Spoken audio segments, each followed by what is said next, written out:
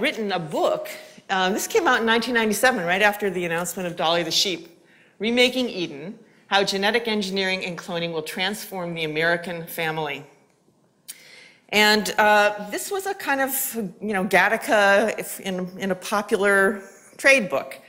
And Silver liked to spin these scenarios of what the world was going to look like after a couple hundred years of using cloning and genetic engineering on human beings. And what he said was that we would see society divide, like in the movie Gattaca. His terminology was the gen-rich and the naturals. And he predicted, not using a cautionary tone, using a very kind of enthused tone, that the gen-rich, who would be 10% of the population, that's the genetically enriched, of course, they would run academia, they would run government, they would run industry, they would excel in sports, they would run the show.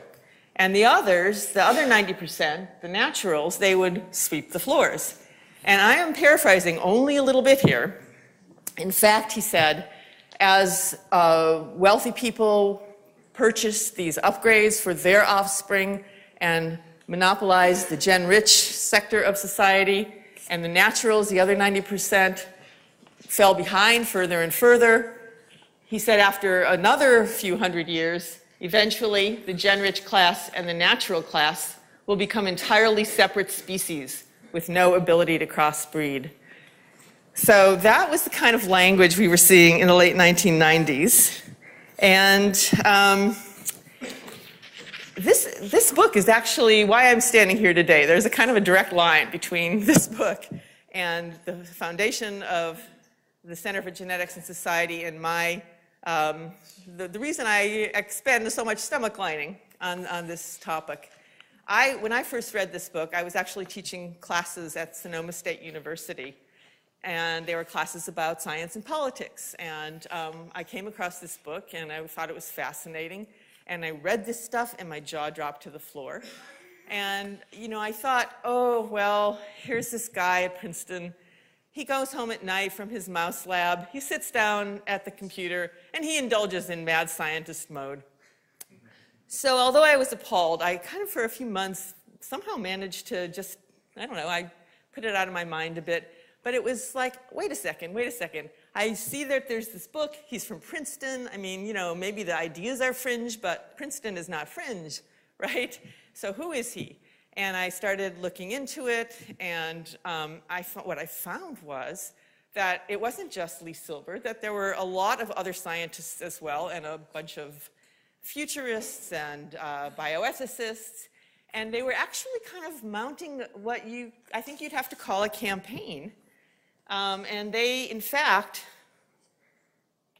to go to the next slide here, they had put on a conference at UCLA in March of 1998 titled Engineering the Human Germline. And it was attended by 1,000 people. It was reported on the front page of the New York Times and the front page of the Washington Post. And the organizers were quite clear that their goal was to make inheritable genetic modification acceptable to the American public. And the conclusion that they drew was not, the question is not if we will alter the genes we pass on to our children, but when and how we will do that. So finding that out, I thought, okay, there's this group of scientists, but there must also be other scientists contesting them. And I was stunned to find out that there really weren't. And I think it was because there were some very prominent scientists involved here, Nobel Prize winners, people who controlled funding, Jim Watson, and other people, maybe not quite that famous, but prominent scientists. And it's very hard to buck that. And so there was silence, almost complete silence from the scientific community. There was, I could go a little, well, I'll come to that later. There was a little bit of pushback from some also prominent scientists, and some of whom are still involved in the debate, but not much. And there was more language like this coming from people that I think should know better. So Daniel Koshland, who is the editor of Science magazine, I think from about the mid-'80s to the mid-'90s, and has a hall named after him on the UC Berkeley campus. That's what you see there. He said at an event at UC Berkeley in 1999 that we must use human germline modification for this reason. We have created a society that is so technologically complex that we must now create people who are smart enough to manage it. So he also thought that one of the wonderful things about human genetic engineering was that it was going to help us with our homelessness problem. I could not understand that and never have, but he had high hopes. And then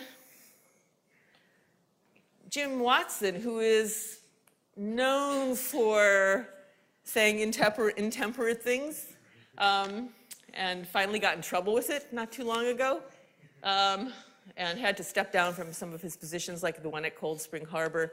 But he said all these things, like the ones you see here. If you could find the gene which determines sexuality, and a woman decides she doesn't want a homosexual child, well, let her. In other words, let her terminate that pregnancy. People say it would be terrible if we made all girls pretty. I think it would be great. So, hey, you know, I didn't ever realize it before, but this, you know, this is the Donald Trump of the science world. So aren't you glad you didn't stay home to watch the debate? You got a flavor of it here. So, I mean, Jim Watson was saying things that were really openly, I think you would have to call these eugenicist statements, and these are not the only ones. So in the light of all this, the fact that there weren't other people speaking out, it was troubling, but there was some pushback. So this is to show that in popular culture, we did start to see some pushback. We're not your real parents. Actually, you're a genetically modified tomato. This was from the early 2000s from the British magazine Private Eye. And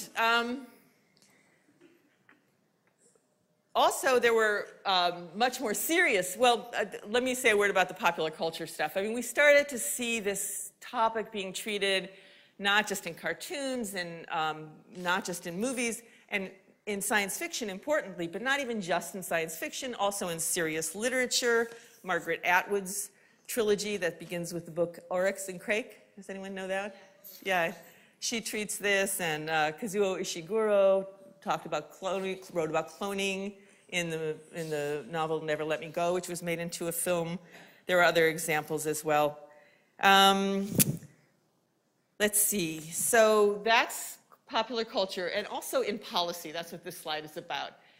In many countries, there were conversations, there were policy deliberations about these new biotechnologies during the 1990s and early 2000s. And at that time, every country that actually established public policy passed a law prohibited human germline modification. And that came up to dozens of countries, somewhere around 40 countries, depending on what you count as a law, have laws on the books saying no human germline modification will be permitted.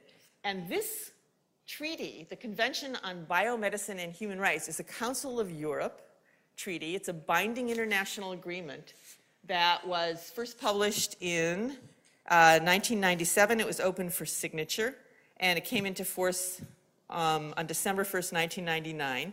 It's been ratified and signed by 29 nations. So this is a law of the land in most of Europe, in other countries in the world. Almost every country with an advanced biotechnological sector, except the United States and China, have laws on the books saying that human germline modification will not be done. There were also some prominent people, including scientists, who spoke out, and I think bravely, because they were going against these prominent advocates. Eric Lander, who's still very much involved in the debate, wrote a commentary for the New York Times, and he said that he thought, you know, even though some of his colleagues were advocating this, he had to part company with them. He said, "I find it unsettling that we've only just skimmed the 3-billion-year-old genetic text, and already they're saying, hey, I think we can improve on this." He said, "If we cross that fateful threshold, I don't see how we can ever return. I part company from some of my colleagues here. While I'm strongly opposed to laws limiting scientific investigation, I would support a ban on modifying the human germline. So he's an important voice. He remains an important voice. We also, at that time, looked around to see who in the public interest world was working on this issue. And then as now, there are very few organizations that are really focusing on it. And I think and I hope that that will change, because as this controversy builds, it is really clear that, and it's really recognized, that this is a conversation that needs to go beyond scientific experts. It needs to go beyond academics. It needs to really get out into civil society, into all the sectors of people who are focused on social issues, including environmentalists, including disability rights and justice folks, reproductive health rights and justice folks, racial justice, people of faith, artists. We all need to be part of this conversation. And while these are all these are small organizations that are focused on this issue, we're seeing more public interest organizations start to get interested. So in the environmental world, Friends of the Earth we've partnered with them on a report about human genetic engineering. The ACLU, some of the reproductive justice groups. So we are starting to see it, and we're just starting to see it back during this first wave. Okay, so let's move on to the second wave. And this is the one that started